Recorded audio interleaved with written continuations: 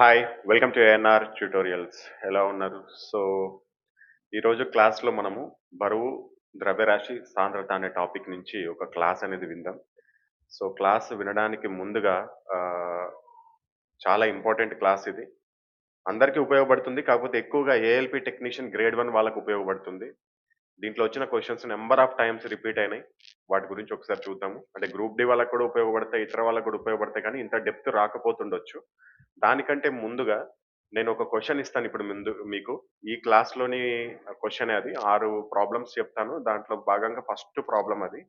చూసి ఎంత సేపట్లో సమాధానం చెప్పారో కింద కామెంట్ సెక్షన్‌లో మస్ట్ అండ్ షుడ్‌గా తెలియజేయండి. ఖచ్చితంగా. నేను ఇప్పుడే డిస్‌ప్లే చేస్తానది. ఆ క్వెషన్‌కి మీరు ఎంత సేపట్లో సమాధానం చేయగలిగారు. చాలా సింపుల్ సమాధానం. ఓకేనా? 1, 2, 3 స్టార్ట్. ఈ క్వెషన్‌కి ఆన్సర్ చెప్పండి. ఒక వస్తువు ద్రవ్యరాశి 100 కిలోలు. చంద్రుని ఉపరితలంపై ఆ వస్తువు యొక్క ద్రవ్యరాశి ఎంత ఉంటుంది? సో, వీడియో పాజ్ చేసి కింద కామెంట్ సెక్షన్‌లో మీ ఆన్సర్ తెలియజేయండి. అదే విధంగా ఎంత సేపట్లో కూడా చేశారో చేయండి. కామెంట్ చేసిన తర్వాత ప్లే చేసి చూడండి దీని ఆన్సర్ ఏందనేది. నేను చెప్తానిప్పుడు. ఓకేనా? కామెంట్ చేశారనుకుంటున్నాను మీరు. నెక్స్ట్ ఇప్పుడు ఆన్సర్ చూద్దాం. ఒక వస్తువు ద్రవ్యరాశి 100 కిలోలు. చంద్రుడి ఉపరితలంపై ఆ వస్తువు యొక్క ద్రవ్యరాశి ఎంత ఉంటుంది అన్నారు. క్వెషన్ ఇది. ఇది రీసెంట్‌గా వచ్చిన క్వెషనే.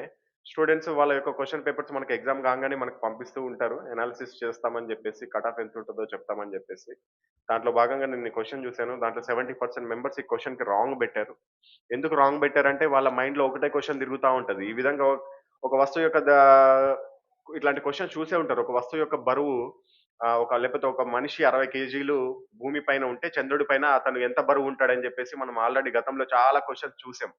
సో, ఇటువంటి క్వెషన్ చూడంగానే మనం ఎగ్జామినేషన్ హాల్‌లో మన మైండ్ ఒకటే చెప్తది. నువ్వు దీంట్లో సబ్జెక్ట్ అంతా ఆలోచించనీయదు నిన్ను. నిన్ను డైరెక్ట్ అక్కడికే తీసుకెళ్ళిపోతది. యెస్. అప్పుడు మనం ఏం చేసాం బై 6 ఏసేసాం. ఎందుకు? భూమి పైన ఎంత బరువుంటే సపోజ్‌కి ఒక వ్యక్తి భూమి పైన 60 కిలోలు ఉన్నాడనుకోండి. చంద్రుడి పైన ఎంతుంటాడు? దాంట్లో ఆరో వంతుంటాడు. సో, 60/6 అంటే ఎంత? 10 కేజీలుంటాడు. రైట్? భూమి పైన 60 కిలోలుంటే చంద్రుడి పైన అతను 10 కిలోలే ఉంటాడు. ఎందుకు? అక్కడ గ్రావిటేషన్ వేరు, ఇక్కడ గ్రావిటేషన్ వేరు మనకి. గ్రావిటీ వేరు. సో, కాబట్టి ఈ క్వెషన్ చూడగానే మాక్సిమము అందరూ 100/6 ఆన్సర్ పెట్టారు. కానీ తప్పు అది. 70% మంది నేను క్వెషన్ పేపర్ చూసాను. 70% మెంబర్స్ తప్పు పెట్టారు. ఎవరైతే సబ్జెక్ట్ అర్థం చేసుకుంటున్నారో వాళ్ళకి మాత్రమే ఈ క్వెషన్‌కి ఆన్సర్ చేయగలిగారు. అందుకనే నేను చెప్తాను ఎప్పుడు బై హార్ట్ అనేది ముఖ్యం కాదు. సబ్జెక్ట్ కూడా నేర్చుకోవాలి. సో, ఇక్కడ క్వెషన్ చూడండి. ఒక వస్తువు యొక్క ద్రవ్యరాశి అన్నాడు. మాస్ ఇచ్చాడు. వెయిట్ ఇవ్వలేదు. మాస్ ఇచ్చాడు. మాస్‌కి, వెయిట్‌కి చాలా డిఫరెన్స్ ఉంది. వెయిట్ అంటే బరువు. ఒక వస్తువు యొక్క బరువు 60 కిలోలుంటే అది చంద్రుడి పైన ఎంతుంటదంటే 10 కేజెస్ 60/6 ఓకే. కానీ ఇక్కడ ఒక వస్తువు యొక్క ద్రవ్యరాశి అన్నాడు. ద్రవ్యరాశి ఎం ఇచ్చాడు. 100 కిలోలు అన్నాడు. అది చంద్రుడి పైన ఎంతుంటుందంటే సేమ్ అంతే ఉంటుంది. భూమి పైన ఎంతుంటుందో అది చంద్రుడి పైన గూడా అంతే ఉంటుంది. ఎందుకు ఇచ్చింది? ద్రవ్యరాశి. ద్రవ్యరాశి ఎక్కడా మారదు. నువ్వు ఏ గ్రహం మీదకన్నా తీసుకపో. ఎక్కడికన్నా తీసుకెళ్ళు. భూమధ్య రేఖ మీద పెట్టు, ధృవాల దగ్గర పెట్టు, లేకపోతే వేరే గ్రహాలకు తీసుకపో. ఎప్పుడు గాని ఒక వ్యక్తి గాని, ఒక వస్తువు యొక్క ద్రవ్యరాశి అనేది ఎప్పటికీ మారదు. సో, కాబట్టి మీరిక్కడ గుర్తుపెట్టుకోవాల్సింది ద్రవ్యరాశి ఇచ్చాడు కాబట్టి క్వెషన్‌లో ఆన్సర్ అనేది 100 కేజీ అవుతుంది. సో, ఇప్పుడు చెప్పండి మీలో ఎంతమంది కరెక్ట్ చేశారు ఈ క్వెషన్‌ని? మీరు మళ్ళీ గుర్తుపెట్టుకోండి ఎప్పుడైనా సరే ద్రవ్యరాశి ఇచ్చి, భూమి పైన ద్రవ్యరాశి ఇంతుంది. వేరే గ్రహం పైన ఎంతుంటదంటే అది అంతే ఉంటది మారదు. అదే భూమి పైన బరువు ఇంతుంది. చంద్రుడి పైన ఎంతుంది? ఎంతుంటుంది అంటే ఆరో వంతు ఉంటుంది. ఓకేనా? Next question. అంగారక గ్రహంపై 60 కిలోల ద్రవ్యరాశి ఉన్న ఒక వస్తువు బరువు 222 న్యూటన్లు ఉంటుందంట. అయితే అంగారక గ్రహం పైన త్వరణం ఎంత? త్వరణం అంటే మనము ఇక్కడ గ్రావిటీ అని చెప్పుకుంటాం మనం. యాక్సెలరేషన్ వేరు, ఏ అని సూచిస్తాం అది వేరు. కానీ గురుత్వాకర్షణ త్వరణం అన్నాడు కాబట్టి మనం ఇప్పుడు జీ కనుక్కోవాలి. అంగారక గ్రహం పైన జీ వాల్యూ ఎంతుంటుందో కనుక్కోవాలి. సో, దీనికి ఒక ఫార్ములా ఉంది మనకి. Weight is equal to M into mass into gravity. Weight అంటే ఏంది? బరువు ఈజ్ ఈక్వల్ టు ద్రవ్యరాశి ఇంటూ గురుత్వాకర్షణ శక్తి. ఇప్పుడు ఏదైతే గురుత్వ త్వరణం అంటున్నాడో అదే మనకి. సో, ఈ ఫార్ములా ఉంది.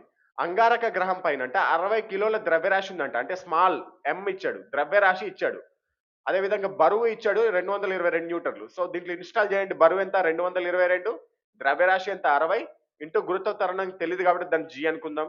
సో జీ ఇక్కడే ఉంచి 60 నాటి తీసుకెళ్తే ఏమవుతుంది? 222/60 అవుతుంది. దీన్ని క్యాన్సిల్ చేయండి. 6 3 జా 180 3.7 వస్తుంది. సో కరెక్ట్ ఆన్సర్ ఏంటి? Option D. ఆప్షన్ డి అనేది రైట్ ఆన్సర్. సో ఇటువంటి క్వశ్చన్ ఇచ్చినప్పుడు మీరు గుర్తుపెట్టుకోవాల్సిన ఫార్ములా ఏంది?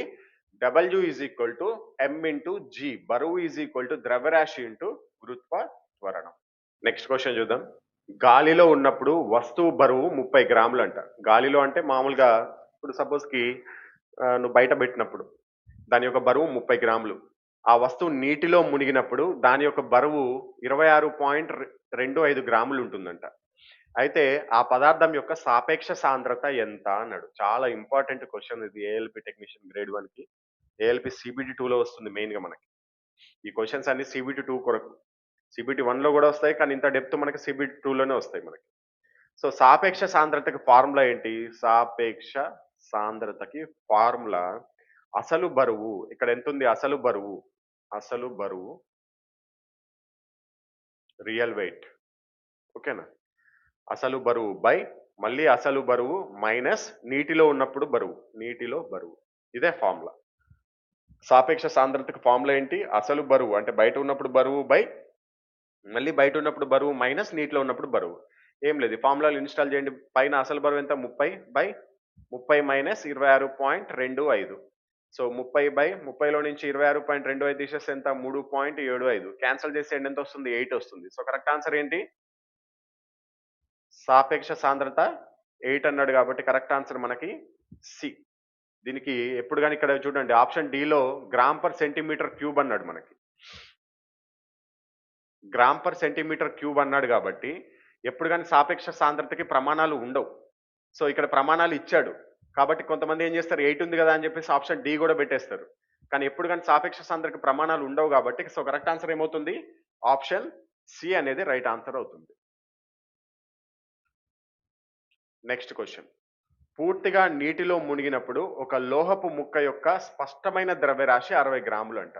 అంటే నీటిలో ఉన్నప్పుడేమో 60 గ్రాములు బరువు ఉందంట. అయితే ఆ లోహపు ముక్క యొక్క సాపేక్ష సాంద్రత 2.5 గ్రాములు అన్నాడు. అయితే దాని యొక్క వాస్తవ ద్రవ్యరాశి అసలు బరువు ఎంత అన్నాడు. సేమ్ ఇందాక ఫార్ములానే. సాపేక్ష సాంద్రత ఇస్ ఈక్వల్ టు అసలు బరువు బై అసలు బరువు మైనస్ నీటిలో ఉన్నప్పుడు బరువు. అంతే కదా? సో సాపేక్ష సాంద్రత ఎంత ఇచ్చాడు? 2.5 ఇచ్చాడు. అసలు బరువు ఎంత ఇచ్చాడు మనకి తెలియదు ఇక్కడ. సో దాన్ని ఎక్స్ అనుకుందాం. బై ఎక్స్ మైనస్ నీటిలో ఉన్నప్పుడు ఎంత ఇచ్చాడు? 60 ఇచ్చాడు. అంతే. దీన్ని సింప్లిఫై క్రాస్ మల్టిప్లై చేయండి. ఏమవుతుంది? 2.5x మైనస్ ఎంత అవుతుంది? 60 150. 2.5ని గుణిస్తే 60ని 150 ఈజ్ ఈక్వల్ టు ఎక్స్.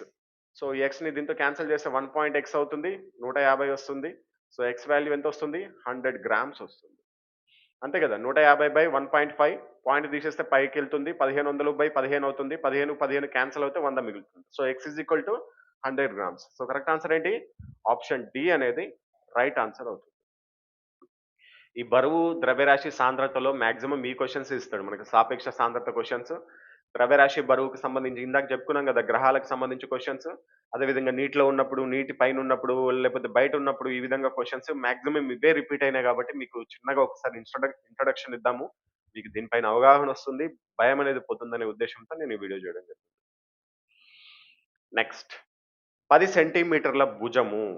10 సెంటీమీటర్ల భుజం ఉందంట. సపోజ్కి ఇక్కడ ఘనపు దిమ్మె అన్నాడు కాబట్టి అన్ని భుజాలు సమానంగా ఉంటాయి. దీర్ఘగణం అంటే పొడవు వెడల్పు సమానంగా ఉంటాయి. ఇటువైపు 2 భుజాలు అటు 2 భుజాలు ఇటు 2 భుజాలు సమానంగా ఉంటాయి. కానీ ఘనము అన్నాడు కాబట్టి అన్ని భుజాలు సమానంగా తీసుకుంటున్నాం. ఘనం ఈ విధంగా ఉంటుంది. అంతే కదా? అయితే ఒక్కొక్క భుజం యొక్క పొడవు ఎంత? 10 సెంటీమీటర్స్ అంట. అయితే 10 సెంటీమీటర్ల భుజము మరియు 600 గ్రాముల ద్రవ్యరాశి mass is equal to 600 grams ఇచ్చాడు. 600 గ్రాముల ద్రవ్యరాశి ఇచ్చాడు. అయితే అది నీటిలో తేలుతా ఉందంట. నీటిలో తేలుతూ ఉంది. అయితే అది ఎంత భాగం మునిగిపోయి ఉంటుంది? అంటే నీటిపైన తేలుతుంది అంటే కొద్దిగా నీటి కింద కూడా దాని యొక్క భాగం ఉంటుంది కదా. ఇప్పుడు సపోజ్కి ఇప్పుడు టైటానిక్ షిప్పే ఉందనుకుందాం. టైటానిక్ షిప్ నీటిపైన వెళ్తూ ఉంది. వెళ్తుంది అని చెప్పేస్తే ఓన్లీ పైనే వెళ్తుందా అండి?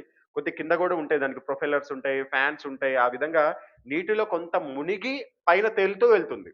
అదే విధంగా సపోజ్‌కి ఏదైనా మీరు గూడా ఒక బకెట్ తీసుకోండి. ఒక బకెట్‌లో చిన్నగా తేలే వస్తువు ఏదైనా ఎయండి. ఒక చిన్న బాల్ వేయండి. Plastic ball. మొత్తం పైన తేలదు గదా! కొద్ది భాగమైనా సరే లోపల మునిగి ఉంటుంది. దాని యొక్క సాంద్రత, ద్రవ్యరాశి వీటిపైన ఆధారపడి ఉంటుంది. ఎంత భాగం మునుగుతుందనేది. సో, ఆ విధంగా ఎంత శాతం మునుగుతుంది అన్నాడు. సో, ఇది గూడా చాలా రిపీట్ అయిన క్వెషన్స్. ఏం లేదు. ఫస్ట్ మనం డెన్సిటీ కనుక్కోవాలి. డెన్సిటీకి ఫార్ములా D=M/V. M అంటే ఏంది? మాస్. V అంటే వాల్యూమ్ ఘనపరిమాణం. మరి ఆ క్యూబ్ యొక్క దిమ్మ యొక్క ఘనపరిమాణం ఎంత? మాస్ అంటే తెలుసు 600 గ్రాములు ఇచ్చాడు. మరి V వాల్యూ ఇవ్వలేదు గదా! V అంటే ఏంది మనకి ఘనపరిమాణం అంటే ఏంది చెప్పండి? ఘనపరిమాణం మనం చదువుకున్నాం మనం. మ్యాథమెటిక్స్‌లో మెన్సురేషన్‌లో క్షేత్రమితిలో చేస్తాం. సైడ్ క్యూబ్ భుజము క్యూబ్ అంతే కదా. సో భుజం ఎంత ఉంది ఇక్కడ 10 ఉంది. 10 క్యూబ్ అంటే 10 క్యూబ్ అంతే. సో వాల్యూమ్ ఎంత వచ్చింది 10 cube. M is equal to 600 grams ఇచ్చాడు.